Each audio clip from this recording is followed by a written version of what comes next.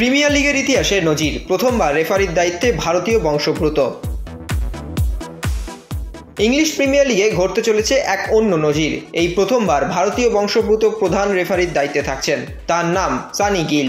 আগামী সপ্তাহ শেষের ম্যাচে রেফারি হিসাবে দেখা যাবে তাকে। সানির পরিবারের প্রায় সবাই এই কর্মের সাথে যুক্ত। সানির পিতা জার্নেল সিং ভারতে জন্মগ্রহণ করলেও মাত্র 3 বছর বয়সে লন্ডনে চলে আসেন তিনি। ইপিএলের ইতিহাসে জার্নেল সিং একমাত্র রেফারি যাকে পাকড়ি পড়তে দেখা গিয়েছিল। 2004 সাল থেকে রেফারি জীবনে নিজেকে সঁপে দেন তিনি। প্রায় 200টিরও বেশি ম্যাচ রেফারিং করেছিলেন তিনি। তার কর্মকে অনুসরণ করেই সেই জগতে পা দিয়েছিলেন তার 2 সন্তান সানি ও ভূপিন্দর।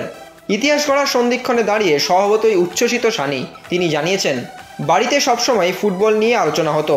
ফুটবল আমাদের 2 ভাইয়েরই ভীষণ পছন্দের।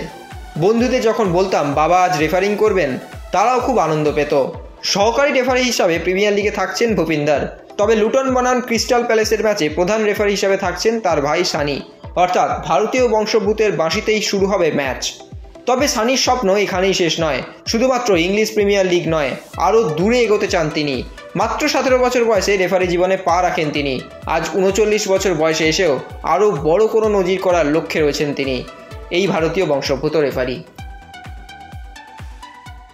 Extra time.